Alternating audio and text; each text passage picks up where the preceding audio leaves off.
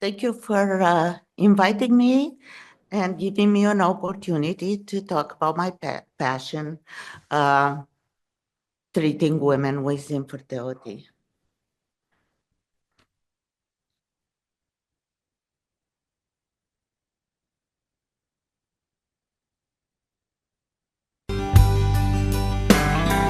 Baby up and left me, said it wasn't the time.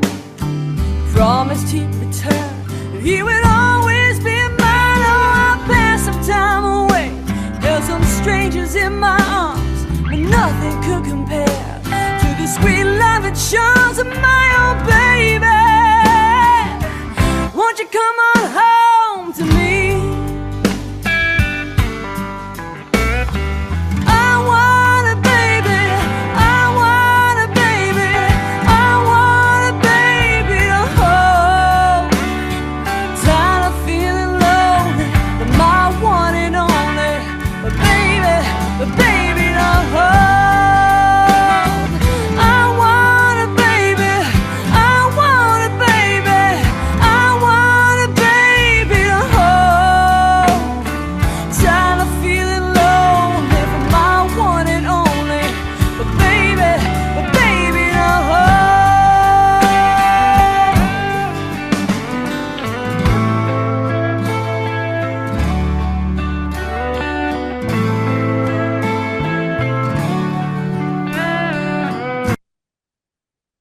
So let me start by telling you the story of this song.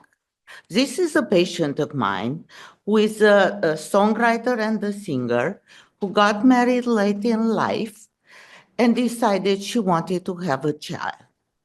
She went to the infertility clinic late in a January day to ask for help to have her child. And she found out that due to insurance restrictions, she should get pregnant through infertility treatment by the summer.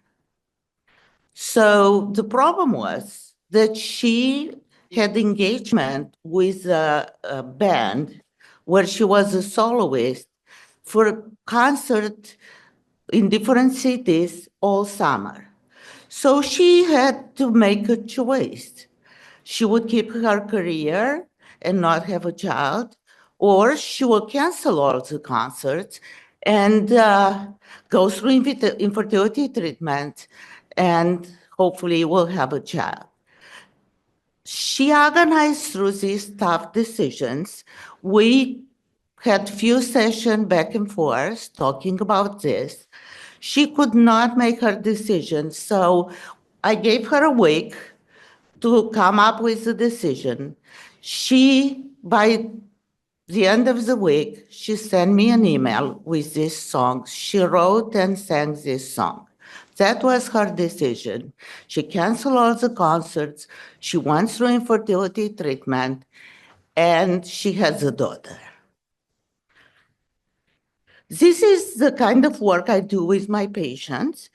I not only help them with psychiatric issues, but also try to navigate the infertility treatment and help them to make tough decisions like this one regarding their life and their career.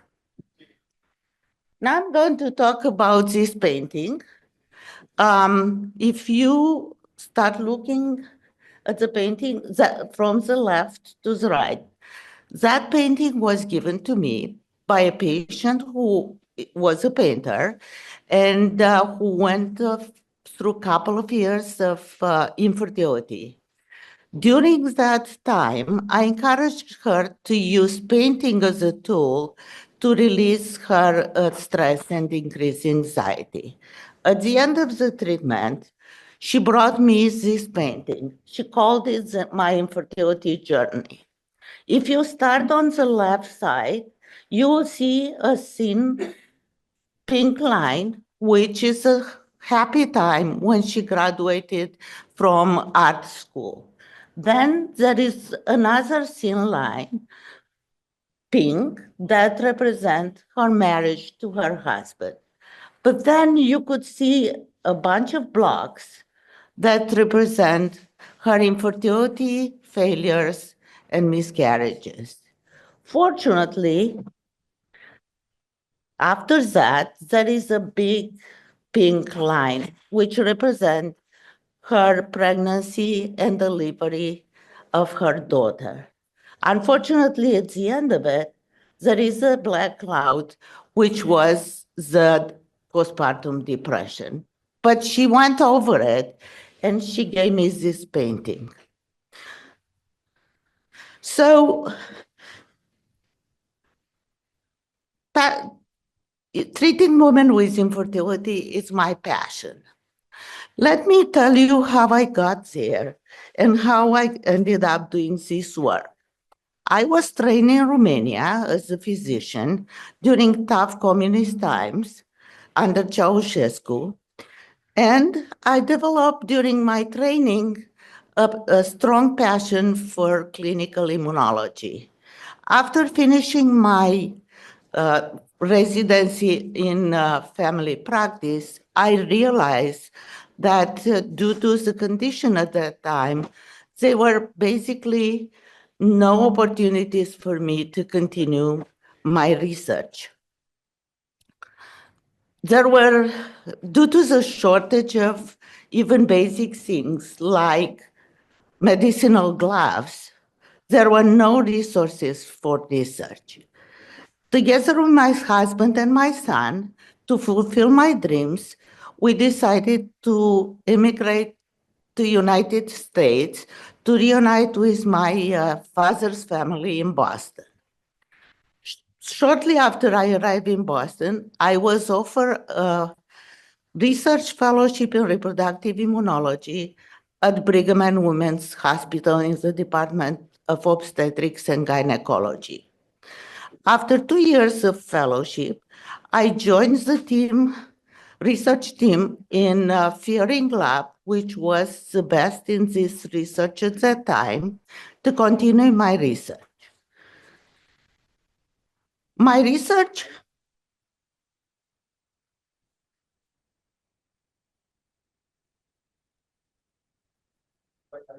My research concluded that stress, anxiety, and depression can induce infertility through an immunologic mechanism. During the time of my research, I also had an opportunity to meet women with infertility, and I realized how stressed, anxious, and depressed some of them were. And at that time, there was no help for them in standard clinical practice. Infertility is more frequent than you think. In United States, 13% of women 15 to 49 have infertility, and 1 in 10 women seek and receive infertility treatment. The most recent studies showed that there were 40,000 in vitro fertilization cycles performed in 1 year, and almost 3,000 of them were performed at Brigham and Women's Hospital. So I felt that it was important to treat anxiety, depression, and release stress for this particular women with infertility who suffer of mental problems, and that might improve her fertility. Because I realized that the key for success is not only to have a first-class infertility clinic, but also for a group of these patients would be important to have a psychiatric treatment tailored specifically for them to help them during infertility treatment. That motivated me to take the challenge and go back and do residency of 4 years in psychiatry at Harvard South Shore. And after that, to return to Brigham and Women's Hospital for a fellowship in consultation liaison psychiatry. That specific fellowship would close the loop and bring me to give me all the tools, multidisciplinary tools I needed to treat this woman with infertility. During my fellowship, in collaboration with the Department of Obstetric and Gynecology, I developed the psychiatric reproductive and endocrinology psychiatric clinic. For the last 25 years, I dedicated my career to treating women with infertility and their families. Some women with infertility have specific issues, especially during the workup for infertility and treatment. They have to come to the hospital day after day, early in the morning, and they feel that they have lost control on their lives. They have to come to the hospital during in vitro fertilization and spend the day both during the egg retrieval and embryo transfer, going through anesthesia and spending the day in the hospital. So after that, for the following 2 weeks, there is increased anxiety waiting for the pregnancy test. That culminates of the day when they wait for the phone call to find out if they are pregnant. Women with infertility have multiple losses. Every time they get the period, they feel a loss. Every time there is a negative pregnancy test, every time they go for an ultrasound and there is no heartbeat on the fetus. Some also have, unfortunately, miscarriages and stillbirths. That is very stressful for them and their partner. Sometimes they come together with their partner in my office and I provide support to mourn their losses together. At the time that they are most vulnerable, women with infertility have strained relationships. They focus so much on infertility that they forget about the other sides of their life. They are withdrawn from family and friends. They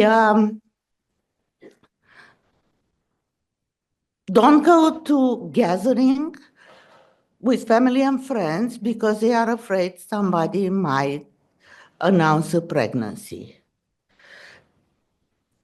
Sometimes their relationship are strained with family members. The first line of support, it should be their partners. But sometimes they come and complain, my partner wants to be supportive, but they don't understand anxiety. So I invite them to come to my office together with their partner. I educate them about anxiety and infertility. I ask my patients to let them know how they feel and what would be supportive for them. And together we develop tools that they can use after. The second line of support is the family. So mostly their mothers. My patients come to my office and say, my mother tries to be supportive, but she says the wrong thing. And that makes me more upset. So I invite them to come to my office together with their mothers. I emphasize to their mother how important it is, their support for my patient. Then I ask my patient to let them know what would be helpful for them to be more supportive.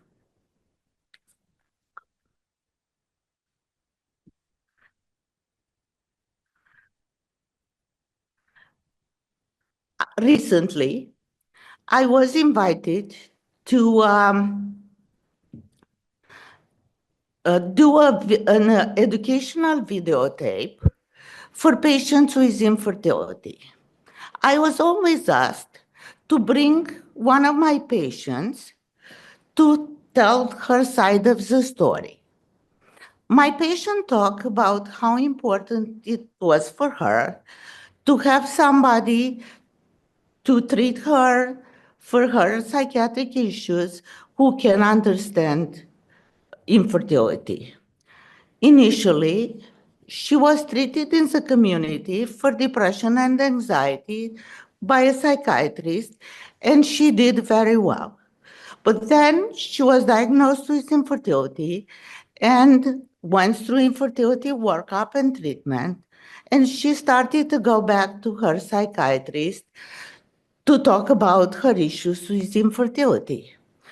Her psychiatrist didn't seem to understand her issues, and she felt lost.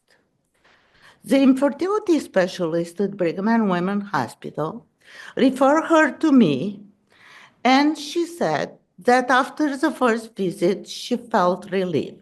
After she walked in my office and saw pictures of embryos on the walls, and after I started to ask very detailed questions about her infertility treatment, she realized that she finally found somebody who uh, might be able to help her. Now, going back to this painting. This painting now is hanging on my wall in my bedroom. Every morning when I leave my bedroom, I am reminded about the challenge of my patients with infertility, and I am also reminded how much important it is for me to help them and their family. Thank you for listening to my journey and my infertility patient journey.